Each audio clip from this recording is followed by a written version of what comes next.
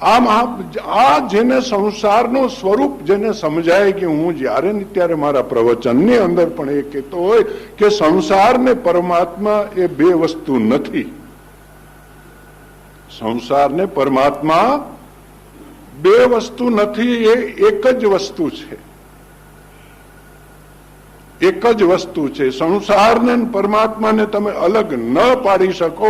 આ તો અમારે સમજમાં આવે એટલા માટે અમને શું શું કઈ કઈ વસ્તુ દુઃખરૂપ છે, શેને લઈને અમારા જીવનની અંદર દુઃખ છે, એ વસ્તુને સમજાવવા માટે સંસાર અને પરમાત્માનું અલગ અલગ કરીને એને સમજાવવા માટેના આ પ્રયત્નો છે. બાકી પરમાત્મા અને સંસાર એ ભિન્ન વસ્તુ નથી, એક જ છે. જેવી રીતે સમુદ્ર અને સમુદ્રના તરંગો જુદા નથી, બંને અભિન્ન છે.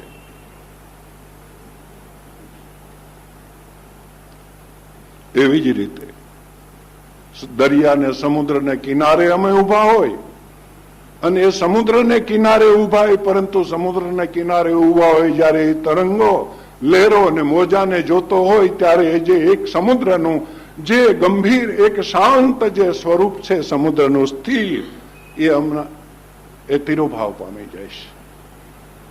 અમને તરંગો લહેરો ને મોજા સિવાય બીજું કાંઈ દેખાતું નથી, પરંતુ તરંગો લહેરો મોજા જે કઈ હોય એ જ્યારે શાંત પડી જાય, સ્થિર થઈ જાય, એનો અભાવો થઈ જાય, ત્યારે એક સ્થિર એ શાંત સમુદ્ર છે. અને એ સમુદ્રની અંદર જો મોજા તરંગો કે મોજા કે લહેરો ઉઠતી હોય તો એનું કારણ શું છે?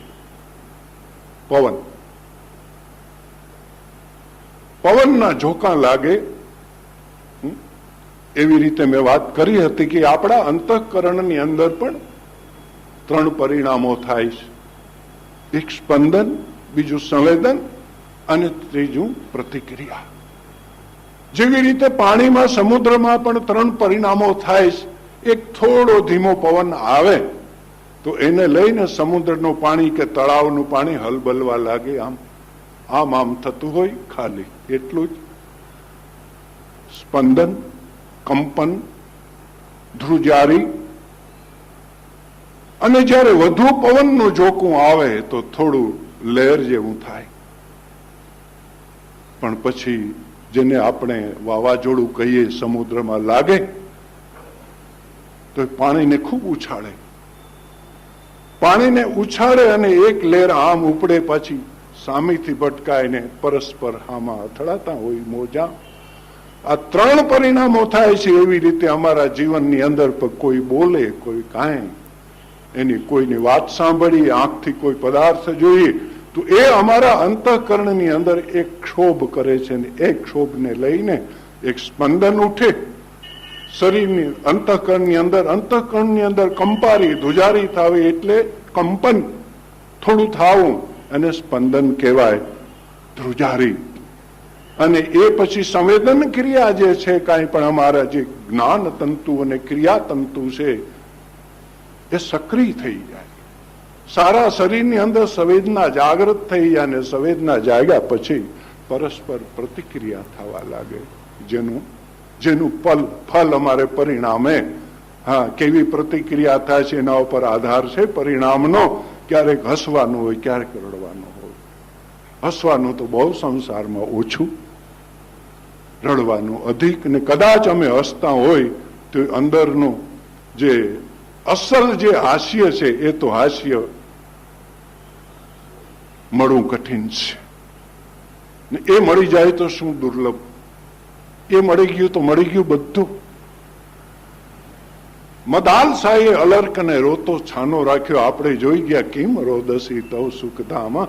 આવા શબ્દોના પ્રયોગો કર્યા. દીકરા શા માટે રડે છે?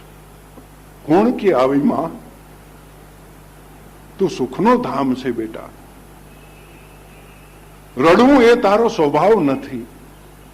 તારો સ્વભાવ તો આનંદ છે. હા, એટલા માટે મદાલસા છેલ્લા શ્લોકોની અંદર પણ કહે છે, ભૂમિ યાનમ યાનોસ્તિ શરીરમ તત્ર તિષ્ઠસી ભવ સ્વામી. વાસ્તવિકતામાં તો આ જોઈએ તો આ બધું જ ચલ વહેતું ગતિમાન જે આપણે પૃથ્વી ઉપર બેઠા છે, પૃથ્વી ફરતી જ રહીએ છે, અને જે આ શરીરમાં જે સ્થિત થઈને જે આત્મા જે બેઠો જીવાત્મા તત્ર તિષ્ઠસી, એમાં સ્થિત થઈને તો મદાલસા એ વાત સમજાવે છે, ભૂલજેમાં અલર્ક એ યાન છે, વાહન છે, તું એનો વાહક છે, તું એને સત્તા આપનાર, તું એને ગતિ આપનાર, તારે જે દિશાએ લઈ જવું એ, કારણ કે વાહન વાહન જ હોય, સાધન સાધન જ હોય, સાધન કદી સાધ્ય હોય નહીં, સાધન સાધ્ય હોય. તો મેરે ભાઈ બહેન, ભગવાન પરબ્રહ્મ પરમાત્માની કૃપાથી માનવ તન મળ્યું છે, તો આ સાધન મોક્ષનું પણ સાધન છે, ભોગનું પણ સાધન છે. આ શરીરથી જ આપણે ભોગો પણ પ્રાપ્ત કરી શકશું, અને આ શરીરથી આ શરીર આપણે પરમાત્માની યાત્રા સુધી પણ લઈ જશે. પરંતુ સાધનને કઈ દિશા તરફ લઈ જવું, કારણ કે અમે એક એવી જગ્યાએ છીએ, અમે એવી જગ્યાએ એક બેઠા છે કે અધશ્ચો ઉર્ધ્વ, અધશ્ચો ઉર્ધ્વ, અધ નીચે શું છે, જેને ભૂભુવસ્વ કહીએ, ત્રણ લોક ની અંદર અમે જે મનુષ્ય છે મધ્યમાં છીએ, અમે મધ્યમાં છીએ, અને ભગવાને અમને કર્તૃત્વ આપ્યું છે, કર્મ કરવામાં અમને ભગવાને સ્વતંત્ર બનાવ્યા, અને કર્મ કરવામાં ભગવાને અમને સ્વતંત્ર બનાવ્યા. ભલે ફળમાં સ્વતંત્ર અમે ન હોય, પરિણામમાં અમે સ્વતંત્ર ન હોય, પરંતુ કર્મ કરવામાં અમને ભગવાને સ્વતંત્ર બનાવ્યા છે. નિશ્ચિત રૂપમાં ભગવાને તો અમારે ઉપર ઉઠવું કે નીચે જવું, આપણને માનવ અવતાર દઈને એક અવસર ભગવાને મોકો આપ્યો. અને હું માનું છું માનવ અવતાર એટલા માટે જ ભગવાન આપે છે કે તું નક્કી કરી લે, હવે મેં તને જે સુવિધાઓ અને જે સગવડ આપી હતી એ બધી સંપૂર્ણપણે આપી દીધી. ઈશ્વરની પૂર્ણ કૃપાને લઈને આપણને બધી આ સામગ્રી મળી, આંખો, હાથ, પગ, અવયવ બધા, એની અંદર મન, બુદ્ધિ, આ તે બધું આપ્યું. આપણને ક્યારેય કોઈ માણસોની અંદર ક્યારે વિશેષતાના આપણને દર્શન થતા હોય, કોઈ વ્યક્તિની અંદર આપણને વિશેષતાના દર્શન થતા હોય, ત્યારે આપણને એમ થાય ને ક્યારેક આપણને એમ કહીએ, એમ પણ આપણે કહીએ કે એ કેટલા ભાગ્યશાળી છે. એવા વિશેષતાના દર્શન થતું હોય તો એ કેવા ભાગશાળી છે. આપણે માનીએ મીરા ભાગશાળી, ચૈતન્ય મહાપ્રભુ ભાગશાળી, નરસિંહ ભાગશાળી, આ બધાને આપણે ભાગશાળી માનીએ જ, પરંતુ એની પાસે વિચાર કરજો મેરે ભાઈ બહેન, એની પાસે પણ આનું આ સાધન હતું, આ આંખો, આ હાથ, આ પગ, આ મન, આ બુદ્ધિ, આ તે, પરંતુ એની કિંમત વધી ગઈ. એની પાસે જે વસ્તુ હતી હોય એનો ભાવ થયો, સમાજમાં પણ એની કિંમત થઈ. જે બજારે જાય ને, વસ્તુને બજારમાં મૂકીએ ને તો પછી ભાવ આવે ને, ભાવ આવે ને. અને આપણું કોઈ ધણી નથી થતું. આપણે કોઈને પાસે બેસીએ તો પણ એ કહીએ કે થોડુંક છેટું જાય તો ઠીક, આ ક્યાં આવ્યું ત્યારે સમજી લેવું. હા, કે આપણે જયારે કોઈને ગમતા ન હોય ત્યારે આપણે સમજી લેવું કે કંઈક મારામાં ભૂલ છે. કે આપણે કોઈને વાલા નથી લાગતા. કેમ વાલા નથી લાગતા? આ બધા ને ભગવાન પરબ્રહ્મ પરમાત્માએ એને જ માનવ શરીર આપ્યું, તો આપણને પણ એ જ મળ્યું છે. તો એને એનો ઉપયોગ કર્યો, એને કઈ દિશાએ લઈ જવું એને નિર્ણય લીધો. આપણે પણ અમારે પણ આ અવસર મળ્યો છે. અને આ સમયે મદાલ સાહેબ પણ અલર્કને આ જ વાત કીધી, આ જ વાત કરી. બેટા, શરીર છે એ સાધન છે, સાધ્ય નથી. ને આ શરીરના સાધન દ્વારા જ આપણે પરમાત્માને પ્રાપ્ત કરશું. હું તો માનું છું એમ કે માણસને એક માનવનો અવતાર મળી ગયો એટલે એ પરમાત્માને પામવા માટેનો એને એક અધિકાર ભગવાને એને આપી દીધો. પરંતુ પછી આવી બધી સામગ્રી અને સુવિધાઓ આપ્યા છતાં પણ જો આપણે બહિર્મુખ થઈ અને બહારમાં પરમાત્મામાં પ્રીતિ ન કરતા જો બહાર વિષયોની અંદર પ્રીતિ કરીએ તો એ આપણે જ આપણું અભાગીપણું ઊભું કરીએ છીએ. આપણા કર્મનો કોથળો, આપણા ભાગ્યનો કોથળો કોઈ આપણને લઈને આવીને આપશે નહીં. અમારે જ આવી જીવનની અંદર અમારે જ આ કમાઈ કરવી જોશે ને અમારા જ કર્મની કમાઈથી, અમારી જ કમાઈથી, અમારી કમાઈ જો સારી હશે તો જીવનમાં અમારી કમાઈ જ અમને સુખ આપશે. અને અમારી કમાઈ જો સારી નહીં હોય તો અમારી કમાઈ જ અમને દુઃખ આપશે. તો ભગવાન પરબ્રહ્મ પરમાત્માએ સુંદર આ અવસર આપ્યો છતાં પણ ખબર નહીં, મને એક યાદ આવી જાય છે. મતિ કેમ મૂંઝાણી તારી, ક્યાં મૂંઝાઈ ગઈ છે કઈ ખબર નથી પડતી. મતિ કેમ મૂંઝાણી તારી, એવો મોંઘો પદાર્થ મનખો મળ્યો રે જીવડા, કરી લે કમાઈ.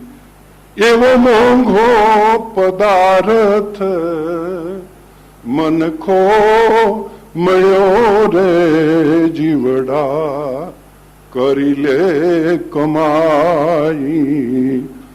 માતાના ઉદરમાં પ્રાણી શું બોલી તું બોલ્યો તો, બાર આવીને મતી ગવાઈ. માતાના માત ઉદરનો માસ રુદત ઊંધે સિર રહ્યો, તબ પાયો નર્તન સંકટા બહુ વિધ સયો. પશુ જેણ રહ્યો પેટ, સોણ મળમૂત્ર સુખાયો, ભજો નહીં ભગવાન ગાઢ મૂળ સુખ ગુમાયો. જુગદીશ ભજન જાણ્યો નહીં, ધાયો ઘર ધંધો ધરે, ધર ધ્યાન ઈશરા શંક ધરજો રામ મુખે ઉછરે, પરંતુ ન કરી શક્યા કાંઈ. એ સમયે ભગવાનની સાથે આપણે એક થોડા બોલકોલ કર્યા હતા કે પ્રભુ આ બંધનમાંથી જો મને મુક્ત કર. કારણ કે હું એમ કહું છું કે દરેક જગતના જીવોના જેટલા જીવો છે એ જીવોના ગુરુ ઈશ્વર છે. દરેકના ગુરુ ઈશ્વર છે અને દરેક જગતના જીવને ગર્ભમાં ભગવાન દીક્ષિત કરે છે, મંત્ર આપે છે, સોહમ. સોહમ મંત્રથી દરેક જીવને ઈશ્વર દીક્ષિત કરે અને ત્યારે જીવને એમ થાય છે કે બસ હું તારો જ છું. એની ત્યાં જ્ઞાન પણ થાય છે અને ઈશ્વર કહે છે કે તું હું એક છીએ. જીવ શિવ છે, શિવ જીવ છે, હંસ સોહમ છે, સોહમ હંસ છે. એવી રીતે ભગવાન હંસોહમનો મંત્ર, મહામંત્ર આપીને જીવને દીક્ષિત કરે છે. પરંતુ જ્યારે જન્મ વખતે, જ્યારે પ્રસૂતિનો વાયુ એને ધક્કો મારી અને જ્યારે બહાર જન્મ લે છે ત્યારે બધી આખી વિસ્મૃતિ એને વિસ્મૃતિ થઈ જાય. ત્યાં સોહમ સોહમ જે જપતો હતો પણ જન્મ ધાર્યા પછી જીવો હમ, જીવો હમ, જીવો હમ એમાં આવી ગયો.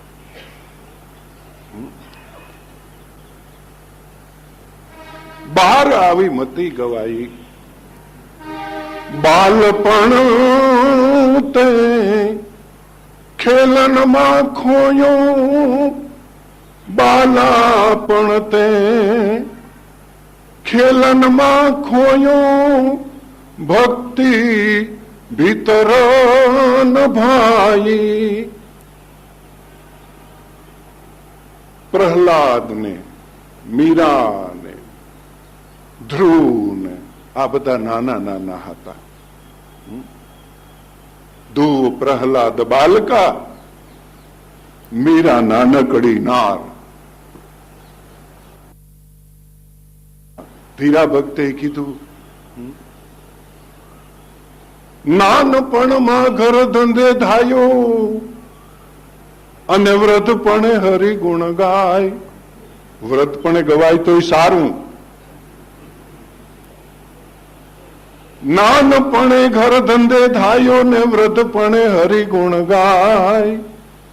આગ લાગ્યા પછી કૂવો ખોદાવે. આગ ક્યાંથી? ક્યારેક આવું થાય છે, પરંતુ આશ્વાસન તો રામદાસમાં મળે જ. થોડુંક આશ્વાસન તો લઈએ. બાકી તો જીવનની અંદર જો જિંદગી જે છે ને 50 વર્ષનો પૂર્વાર્ધ જો તમે બગાડી નાખ્યો હોય ને તો રામદાસમાં આશ્વાસન નહીં મળે. પૂર્વાર્ધ જો બગાડી નાખ્યો હોય એમાં પૂર્વાર્ધમાં જો કાળા ધોળા કીધા હે ને આધ્યાત્મમાં જરાય જો ક્યારેય રસ નહીં લીધો હોય તો જે ઉત્તરાર્ધની છેલ્લી જિંદગી છે ને એ પછી રામદાસમાં જાઓ કે જસુનાથમાં જાઓ કે આમ જાઓ કે તેમ જાઓ, પણ ન ત્યાં શાંતિ લેવા દે, ન ઘરમાં લેવા દે, ક્યાંય ન લેવા દે. એ સંસ્કાર ભગવાન પરબ્રહ્મ પરમાત્માએ આપણને માનવ તન આપ્યું છે. જીવનની અંદર એવી કમાઈ કરીએ. જુવાનીમાં પ્રાણી જાગીને ન જોયું, જુવાનીમાં પ્રાણી જાગીને ન જોયું, ત્રિયાતન રહ્યો ભરમાઈ. એવો મોંઘો પદાર્થ મનખો મળ્યો રે જીવડા, કરી લે કમાજી. ઘડપણ આવીને તારી આ દયને ઘેરી, ઘડપણ આવી તારી આ દેહને ઘેરી, કાયા ગઈ તારી કરમાઈ. એવો મોંઘો પદાર્થ મનખો મળ્યો છે જીવડા, કરી લે કમાઈ. તો અવસર આવ્યો પ્રાણી કરીએ કમાઈ, અવસર આવ્યો પ્રાણી કરીએ કમાઈ. ફેર ફેર મળે નહીં આઈ, એવો મોંઘો પદાર્થ મનખો મળ્યો રે જીવડા, કરી લે કમાઈ. ભજન પ્રકાશ આપણે એ ભજન કરીએ, ભજન પ્રકાશ આપણે એ ભજન કરીએ તો આવાગમન મટી જાય. એવો મોંઘો પદાર્થ મનખો મળ્યો રે જીવડા, કરી લે કમાઈ. પરંતુ વસ્તુ આ છે, અમારું શરીર છે એ કાયમ માટે ક્ષણભંગુર છે. એ પાકી વાત. જોઈએ છે આપણે ઘટનાઓ ઘટી જાય છે, ક્યાં વાર નથી લાગતી. એવા અકસ્માતો આ તે જીવનની અંદર થઈ જાય. આજે આપણી પાસે અહીં બાજુમાં બેઠું હોય, બીજે દિવસે તમે એને જોઈ ન શકો, બીજી ક્ષણે. એવું આ શરીર ક્ષણભંગુર. છતાં સંતો કહે છે ક્ષણ ભલે ક્ષણભંગુર હોય, પરંતુ આ એક વસ્તુ એવી છે કે જે આ બધા શરીરો છે એવું શરીર અમારું નથી. અમારા શરીરની અંદર કંઈક ભગવાન પરબ્રહ્મ પરમાત્માએ વિશેષતા ભરી છે. ભલે ક્ષણભંગુર હોય. क्षणभंगुर जीवन की कलिका कल प्रात समय खिली न खिली, मलिया चल की सुचि गंध समीर चली न चली. तो कलिकाल कुठार लिए फिरता तन नम्र है, चोट जिली न जिली तो रटले हरि नाम हरि रसना. अंत समय हिली न हिली. अंत वक्ते तो ताराथी रामનું નામ લેવાશે કે નહીં, માટે કાલ કરે સો आज. हाँ, आज करे सो अब, अवसर बीत जाएगा तो फिर करेगा कब. મદાલસા એ વાત સમજાવે છે કે શરીર આ છે, એ સાધન છે, સાધ્ય નથી. અને એ જે શરીર એ સાધન નથી, તો જેવી રીતે ભૂયાનમ યાનોસ્તિ શરીરમ, અરે આ ભૂમિ એ પણ એક યાન. યાનોસ્તિ શરીરમ, આ શરીર છે એ પણ યાન. ભૂમિને આધારે ભૂમિ ફરે, ભૂમિને આધારે આ શરીર છે, શરીર ફરે, એમાં આપણે તિષ્ઠ. અને એવો ભાવ થઈ ગયો. પરંતુ મદાલસા કહે છે એ તું નથી. નાસ્તિ શરીરમ નમેતે ભૂમિ. કેવા સત્વમ કુમતિ કથમ અનુગામી. આપણે રાતને દિવસ દોડ્યા કરીએ છીએ, રાતને દિવસ દોડ્યા કરીએ છીએ, દોડતા જ રહીએ છીએ, દોડતા રહીએ છીએ. આપણને ખબર નથી જીવનની અંદર ક્યાં ઊભું,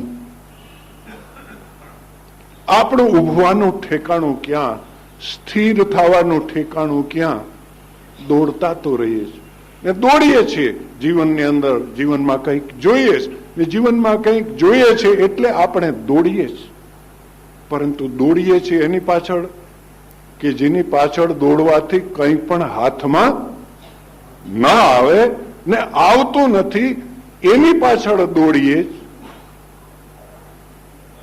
તો મદાલસા એ વાત કરે છે, દીકરા તને આ કુમતિ, ત્વમ કુમતિ કથમ અનુગામે, એની પાછળ જેમાંથી કંઈ પણ તને મળવાનું નથી, એની પાછળ આવી તને કુમતિ કેમ આવી, એનું અનુગામે, એની પાછળ તું દોડ્યા જ કરે છે.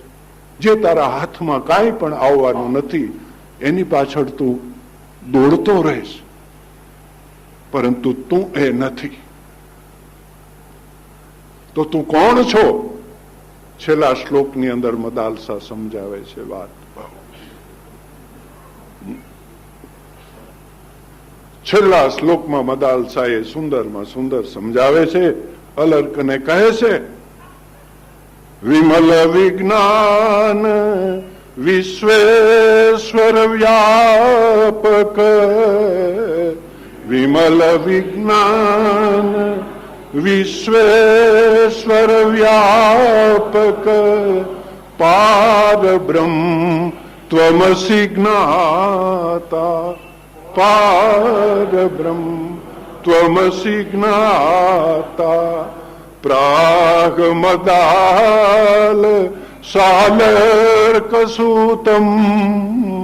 પ્રાગ મદાલ સાલર્કસૂતમ, પ્રતિશાસ્ત્ર પ્રસિદ્ધાવર માતા, પ્રતિશાસ્ત્ર પ્રસિદ્ધાવર માતા.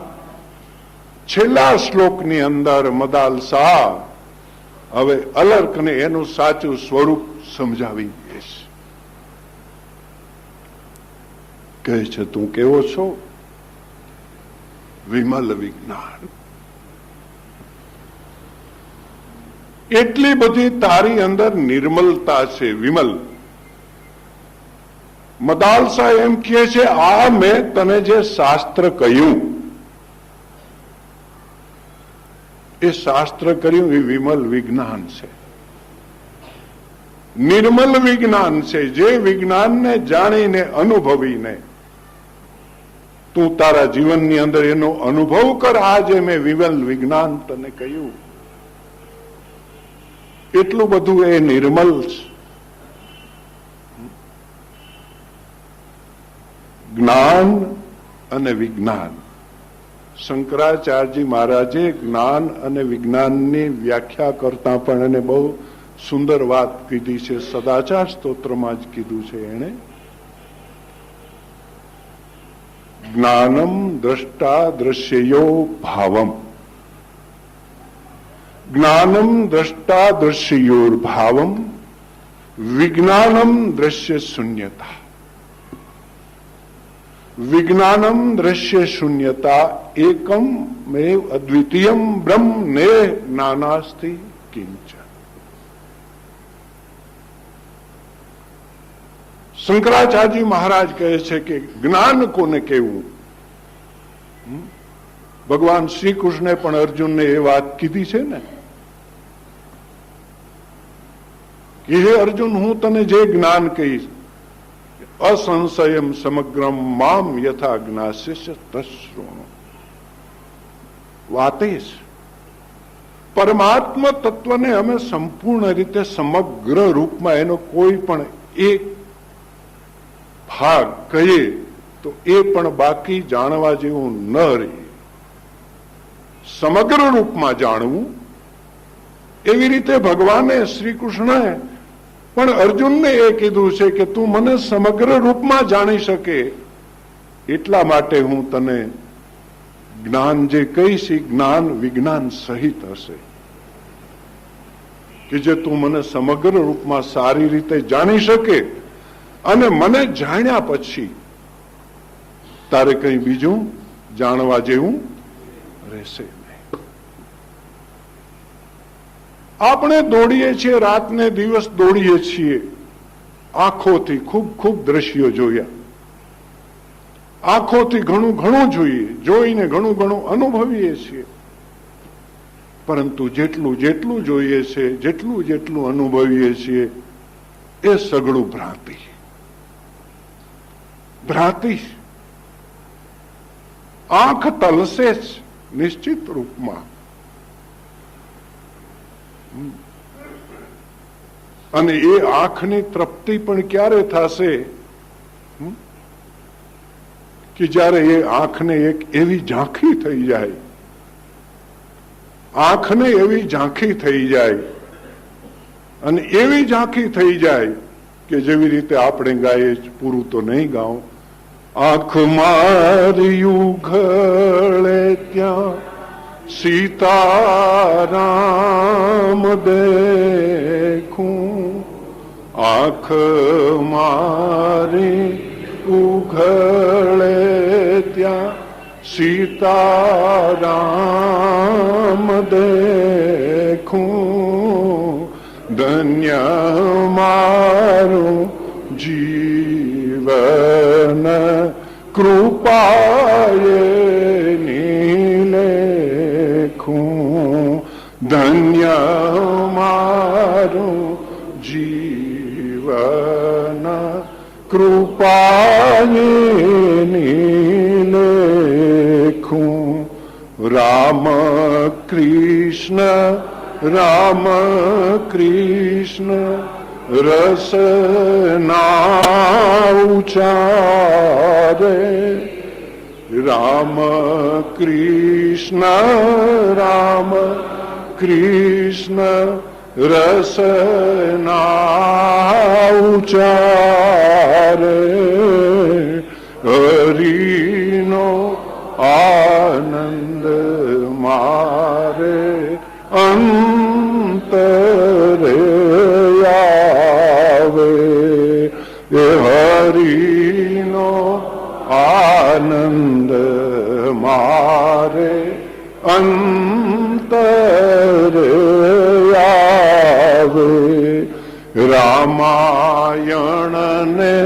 ગીતા મારે અંતરની આંખો રામાયણ ને ગીતા મારે અંતરની આંખો